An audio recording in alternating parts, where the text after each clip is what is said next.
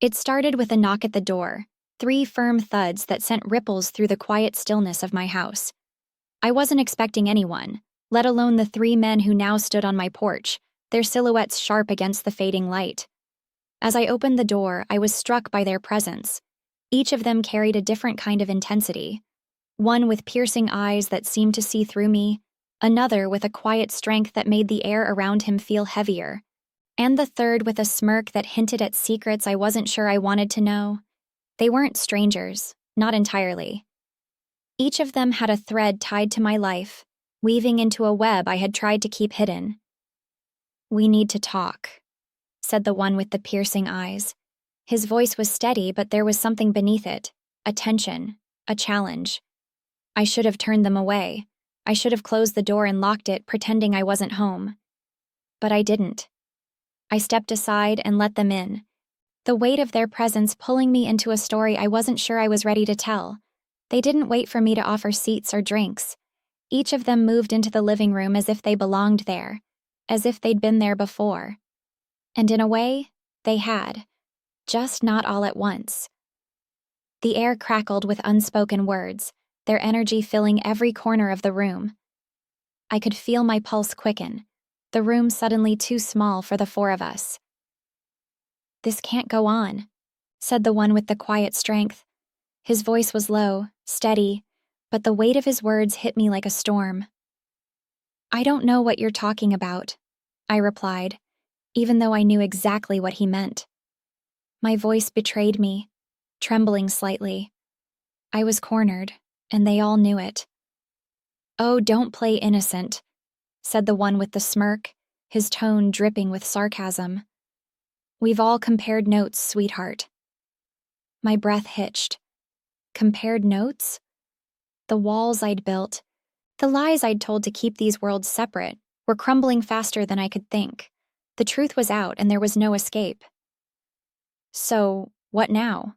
I asked, crossing my arms in a futile attempt to shield myself from their piercing gazes. My voice was stronger this time, laced with defiance. If they were going to confront me, I wouldn't make it easy.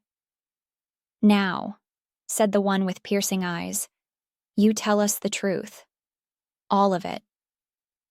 The truth. The word hung in the air, heavy and suffocating.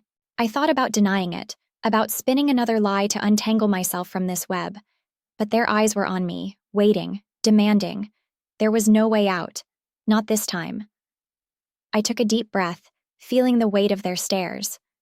"Fine," I said. "You want the truth? Here it is."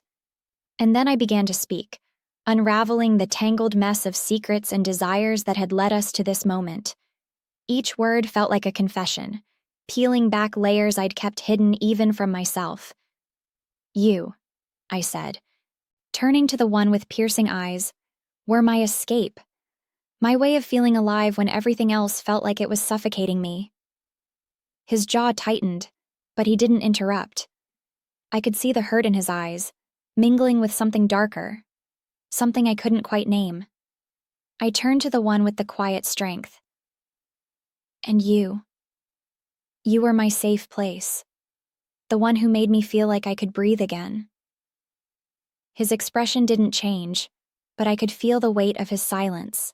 He'd always been the steady one, the anchor I'd clung to in the storm, but now even he seemed shaken. Finally, I faced the one with the smirk. "And you were the fire, the danger I couldn't resist, even when I knew it would burn me."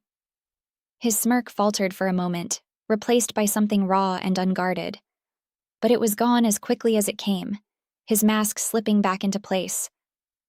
The room was silent, the air thick with everything that had been left unsaid.